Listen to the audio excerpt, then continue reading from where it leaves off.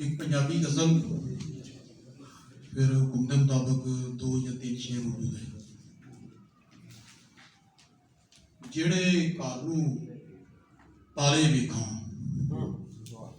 ਜਿਹੜੇ ਘਰ ਨੂੰ ਤਾਲੇ ਵੇਖਾਂ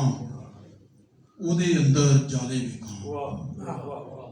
ਜਿਹੜੇ ਘਰ ਨੂੰ ਤਾਲੇ ਵੇਖਾਂ ਉਹਦੇ ਅੰਦਰ ਜਾਲੇ ਵੇਖਾਂ, ਤੇ ਕੱਚੀਆਂ ਕੰਧਾਂ ਪੁਰ ਜਾਵਣ ਕੜ ਕੜ ਕਰਦੇ ਬਾਲੇ ਵੇਖਾਂ, ਕੱਚੀਆਂ ਕੰਧਾਂ ਪੁਰ ਜਾਵਣ ਤੇ ਕੜ ਕੜ ਕਰਦੇ ਬਾਲੇ ਵੇਖਾਂ, ਤੇ ਬਾਹਰੋਂ ਢੇਰ ਸ਼ਰੀਫ ਨੇ ਦਿਸਦੇ, ਬਾਹਰੋਂ ਢੇਰ ਸ਼ਰੀਫ ਨੇ ਦਿਸਦੇ, ਅੰਦਰੋਂ ਚਲਦੇ ਚਾਲੇ ਵੇਖਾਂ, ਅੰਦਰੋਂ ਚਲਦੇ ਚਾਲੇ ਵੇਖਾਂ,